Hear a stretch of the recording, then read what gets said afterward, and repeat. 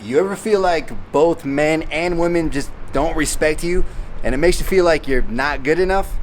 Well, today, we gon' fix that. What up, homie? My name's Dave and I put out new videos every Tuesday and every Friday to help you get the girls you want and become the man you're meant to be. So if you're liking these videos, make sure to drop a like right now. It really helps the YouTube algorithm.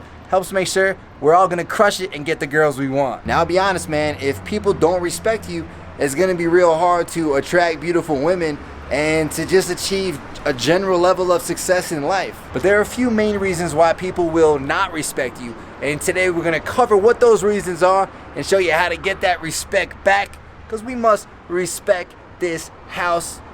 Let's get into it. Hold me close till I get up. Time is barely on our side.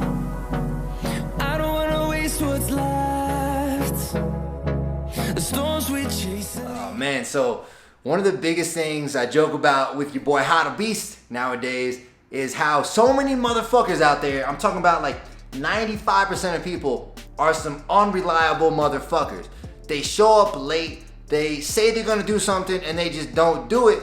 And overall, they just can't be trusted. When you're unreliable, people aren't gonna respect you because they know that you just don't get shit done. I'll give you a couple examples. So a lot of people ask me for help with getting started with copywriting or even writing books, since I've written a few books now.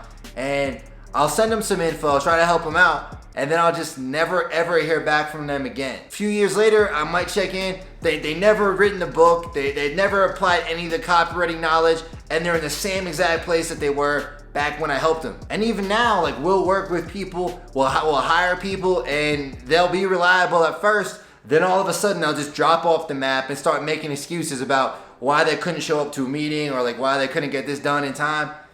And it's usually some bullshit. And that's one reason I love making videos with How to Beast, because we know we can count on each other. We're both gonna be reliable. We're not gonna let the other guy down. We're gonna get shit done. That's how we are. And we know that so many other people just aren't fucking doing it. I'm telling you, man, if you can just be reliable in a world where all these jamoke motherfuckers are not, you're gonna stand out, and high-level people are gonna wanna hang around with you, they're gonna wanna hire you, and they're just gonna wanna be friends with you.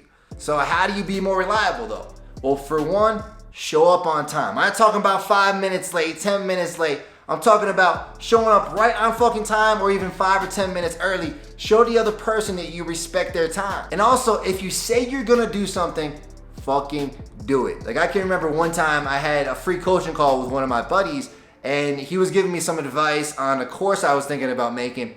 And he was like, man, you're being too general with this course. You should just focus on conversation. And that idea eventually led me to write my book, Conversation Casanova. And you know, I took his advice, I followed through with it, and then obviously that book has gone on to sell like 40,000 copies, become like an international best-selling book.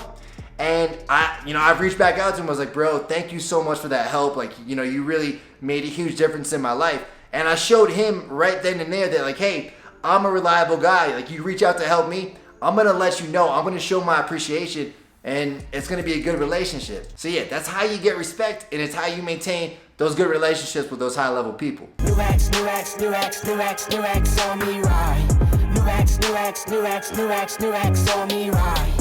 Honestly, man, this is the one I am for sure most guilty of.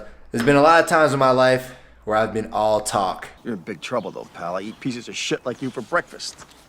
You eat pieces of shit for breakfast? No. See, I've always been one to exaggerate things like girls, income, just general success. It's kind of embarrassing, man. I remember one time when I first got flown out to film with Simple Pickup in LA. They were just this YouTube channel about picking up girls based in Los Angeles. When I came home, I was telling people from my college and co-workers and stuff, I was like, yeah, you know what? I'm probably gonna end up moving out to LA, making YouTube videos with this big channel. No big deal. And really, I had no guarantees about doing that. I was just kind of bragging and kind of exaggerating a lot about what the future was gonna hold for me. Now, one thing I see a lot of guys do way too often, and honestly it's super cringy, is when they try to brag about girls they've hooked up with. Like, Yuki, come here for a sec. You remember we had that apartment meeting here a few months back, and the dude I just met, like some American dude, was trying to, he took me aside in the corner, he was trying to brag to me about some girl he hooked up with. You're trying to show me your picture? Oh yeah, I remember. I was getting mad. Oh, I remember that. Yo, bro, I just hooked up with this super sexy blonde girl last week. You have to check the pics. Oh. Oh yeah, bro, she's sexy. Yeah, dog, you know me. Here's the thing though, man, like when that guy did that, I immediately lost all respect for him. I was like, this is probably not a guy I want to hang out with. And the reason is, successful guys, whether it's successful with girls, business, or whatever, they don't need to brag about their success. They just be about it. You don't talk about it, you be about it, and that's what you about. It's a lot better to be modest when you're talking about yourself and your success, right? Let your actions and your results do the talking. That's what successful people do. They don't need to brag. Now, bro, if you want to go out there and get those results with hot girls, I actually just filmed a brand new video about how to talk to girls and approach them with confidence. If you want to check that out, it's in the first link in the description. Young hitter got a fetish for success. If I ain't next, and I just leave impression. Next to rain, on the window pane, puffin' plain Jane. Let them second guess me. Wanna cop the Porsche with the porcelain skin. Rip the wheels, let the horses just spits. Why they trash at the jaw in my So, added it so from my experience, there's three types of dudes in the world, right? There's guys who are successful. There's guys who are working towards becoming successful. And then there's the jamoke motherfuckers who always have excuses for why they'll never be successful. And man, for a long time, I was that last dude. And I had pretty much every excuse in the book. Like, I wasn't good looking enough, I wasn't cool enough, I wasn't funny enough. Pretty much everything for why I wasn't getting the girls I wanted, wasn't getting the success I wanted, and why I just felt like a bitch. But I think what a lot of guys don't realize is when you go out there and make excuses, people look at you and say, oh, you know what? This dude, he doesn't have what it takes, and he probably never will. And they lose all respect for you. Here's what I realized, man. I could have had all the reasons in the world for why I wasn't successful in certain areas. And some of those might have even been warranted. Like, I had some acne, I had this, I had that. And yeah, like some people might say, oh yeah, that's true. But it didn't really matter because those reasons weren't gonna get me laid. They weren't gonna make me more money, and they weren't gonna lead to my success. They were just kind of bullshit things that were standing in the way. It wasn't until I said, you know what, fuck my excuses. I'm just gonna go out there and do it anyway and see what happens. It wasn't until that point that I started to see a lot of success and things really started to change. So for you, what are your excuses? Are you too short? Are you too ugly?